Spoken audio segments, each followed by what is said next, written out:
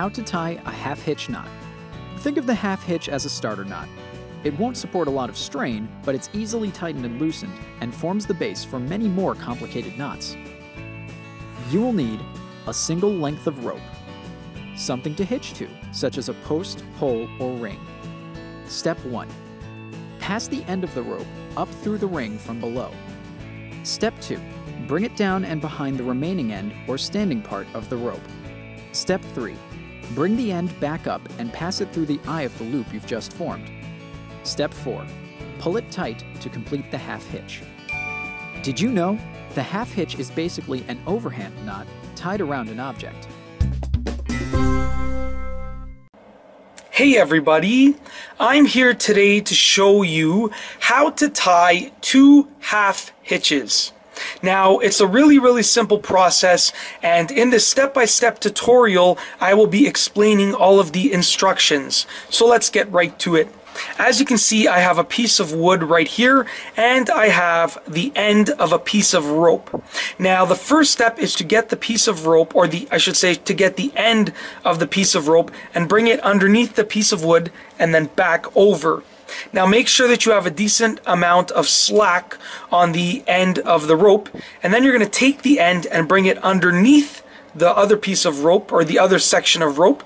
Then you are going to take the end and bring it through the loop, and then pull on both ends just like that and tighten it up. Then to make the second portion, you are going to get the end of the rope, bring it underneath the other section of rope, and then bring the end through the loop one more time, and then just pull on both of the sections of rope, both of the pieces of rope, to tighten it up. And that's basically it. That is how to tie 2 half hitches. Now, it is a fairly strong knot, and it serves a few different uses, and that is basically the reason that I wanted to make this tutorial video, because I really like tying this specific knot. So I wanted to make this step-by-step tutorial to show you the process for tying 2 half hitches. And that's all I have for you today. Thanks for watching.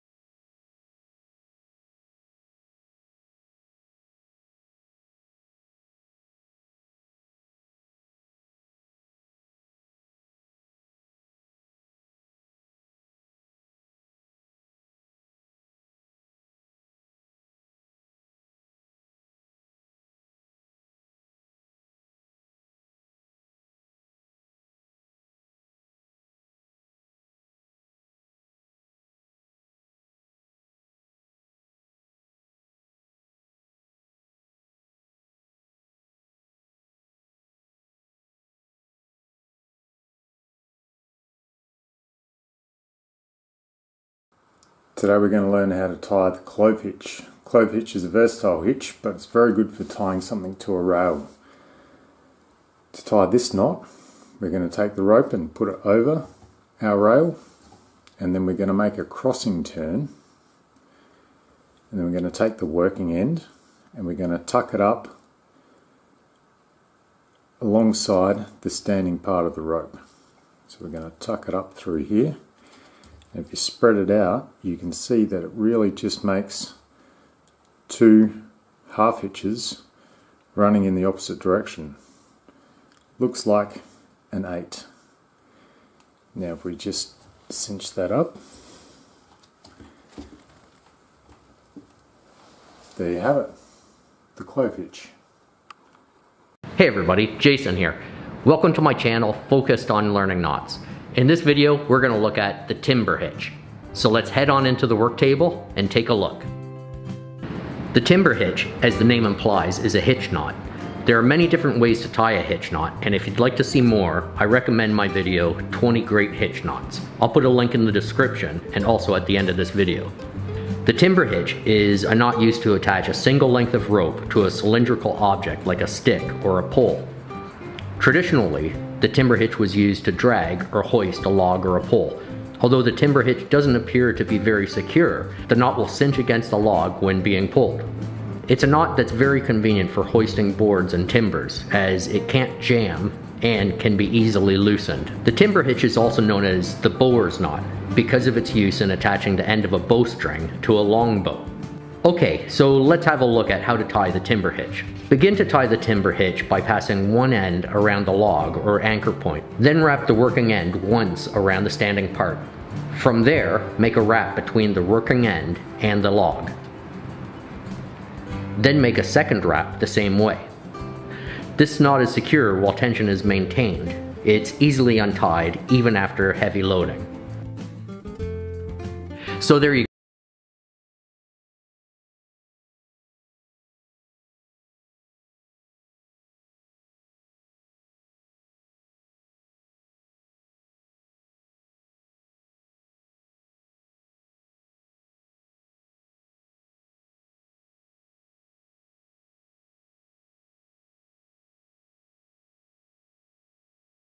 In this video, you will learn how to tie the Magnus hitch.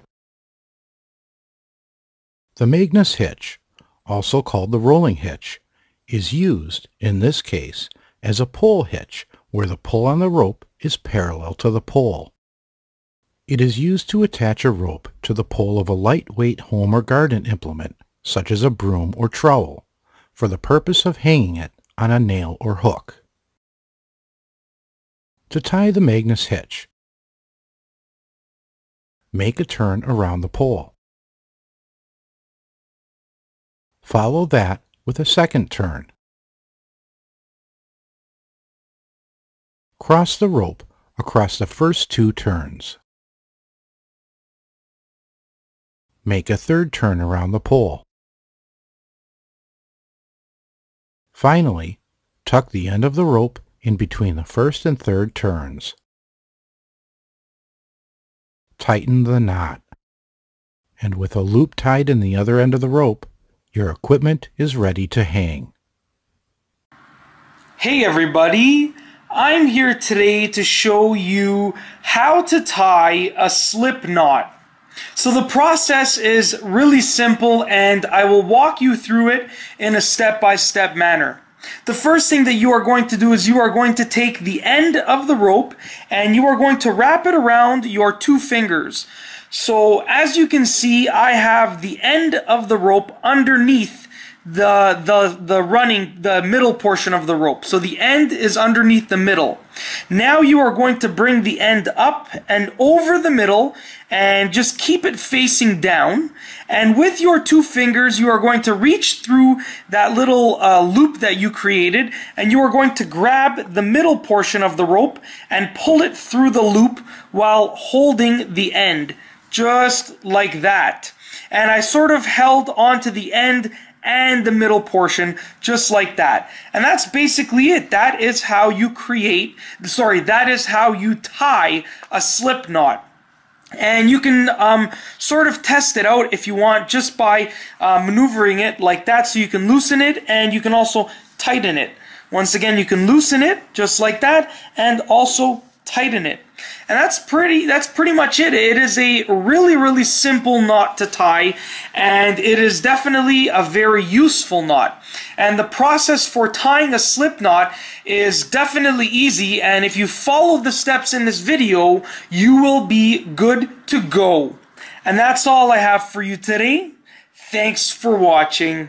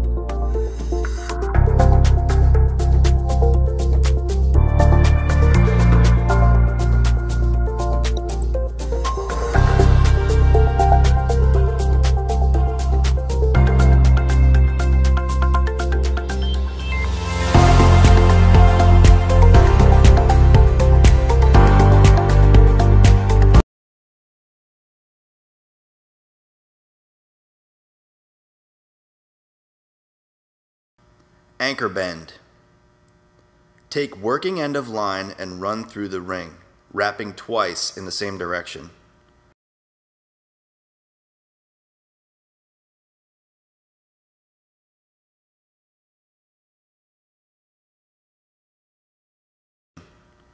Run working end behind the standing end of line and back through the loop.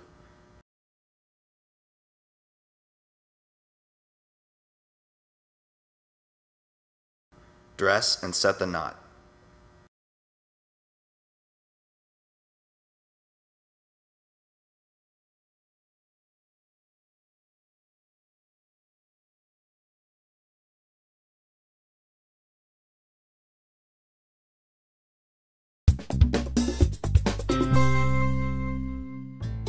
How to tie a taut line hitch knot.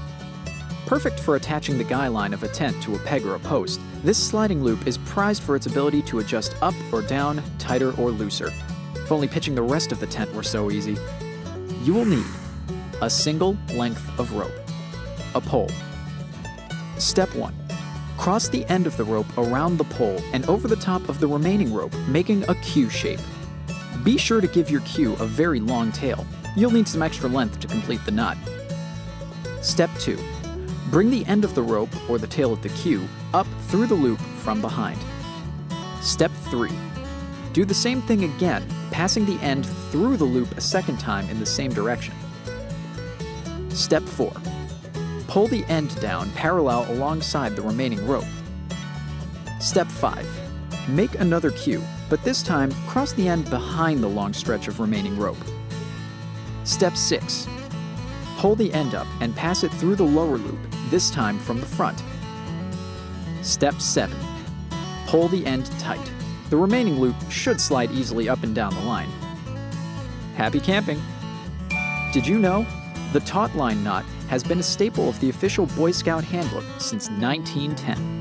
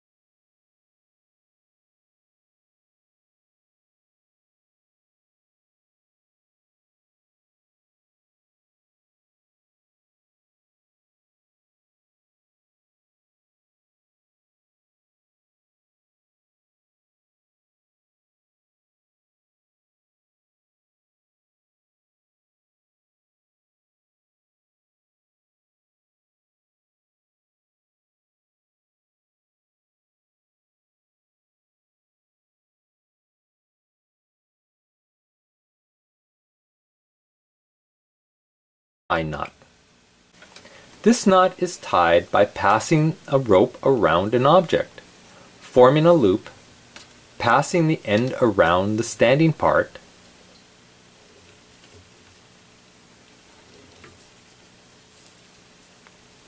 passing a bight through the loop, and then the end of the rope through the eye of the bight to secure the knot. This is a holding knot, which will hold permanently, but may be easily loosened and untied.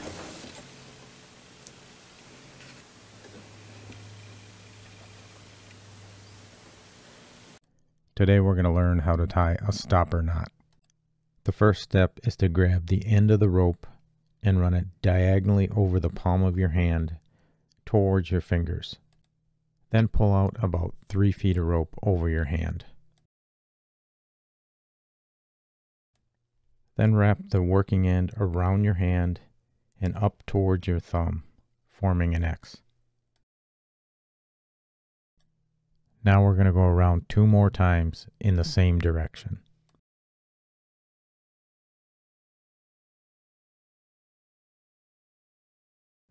Next, you take the end of the rope and feed it underneath the loops that you've created. Then slide the rope off your hand and grab the end of the rope and the standing part of the rope and pull to form the knot. Tighten the knot a little more by pulling down on both sides of the knot. Be sure your coils are neatly stacked against each other. This is what the knot should look like when you're done. Please remember that no knot is 100% safe. Please do your own research if you're using a knot where your safety is involved. The Highwayman's hitch is more of a novelty knot than a functional knot, but people seem to like the way the apparent complexity of the knot dissolves with a single tug. To tie this one, we just want to take our rope and form a bight, place it behind our rail, pull that bight up, and then with our long end, we just want to take another bight and pull it up through the first. Then we can take our short end or the tag end here, again form another bight and pull that up through our new one, and then we can pull our long end and you should get your completed knot. The Highwayman's hitch.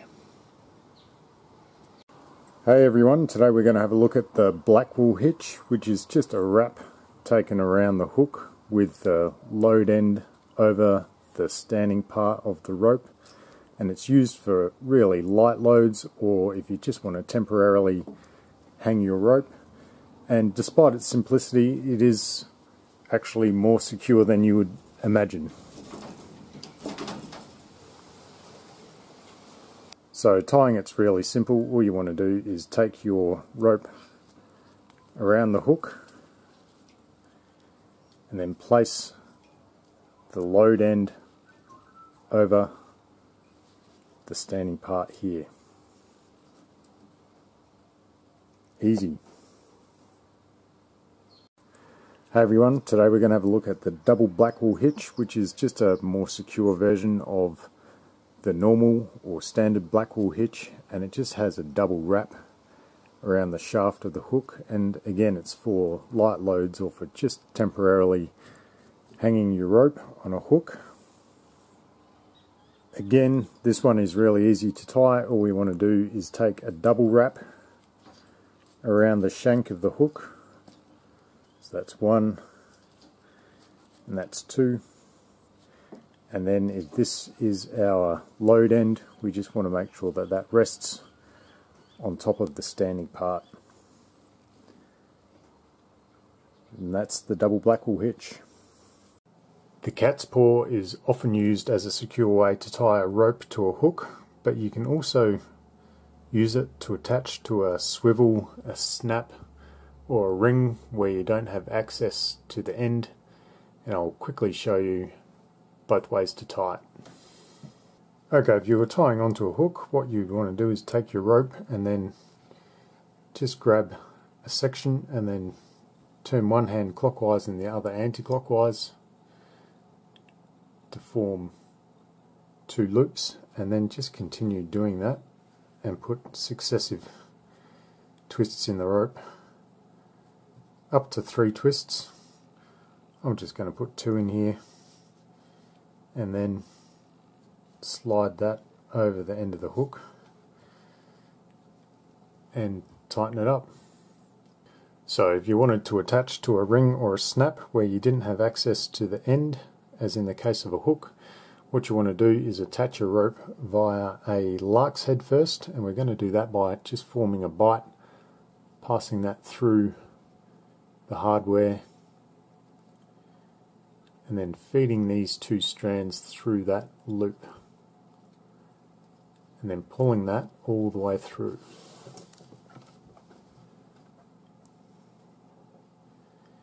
Then we just want to spread these 2 loops apart a little bit, and we just want to twist this hardware through that loop, and we can do that once,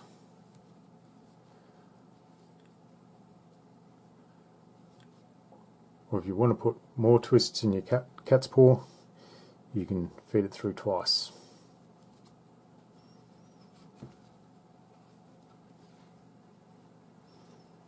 So that's your cat's paw knot.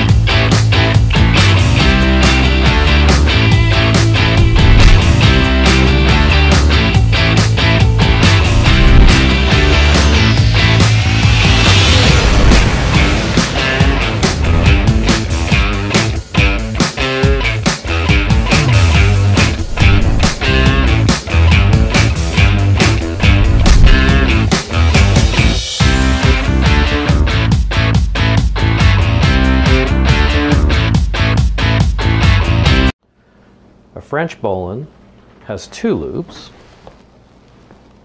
We start by creating an overhand loop.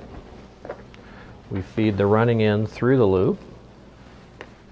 But rather than wrapping the loop around the standing part, we go ahead and create a second loop. Come up through the original overhand loop. Go around the standing part and back through the original loop. We cinch the knot, and we now have a French bowline which has two loops. Let's have a look at the bowline on a bite. This knot is used to create a secure loop in the middle of our rope. It's used often in rigging situations, in rescue situations, to create anchors, to create mechanical advantage systems. Wherever you need a secure loop. To tie this knot, first we want to take a bite out of our rope, and then I'm just going to form a loop in these two strands by rotating my hands clockwise and laying that loop down. Just like that. Now I want to take the bite I created and feed it up through that loop. And then what I want to do is I want to take this end and wrap it around the whole knot. And I'll show you what I mean. I want to wrap it around so it encompasses both those loops, passes around them, and then comes all the way out the back, right back to where these two strands are. Now, if I pull this whole thing tight, you'll see that I've created two loops in the middle of my rope. And this is not quite dressed properly. Just want to move that over there, just so no strands are crossing, and that is your bowline on a bite. Very useful knot.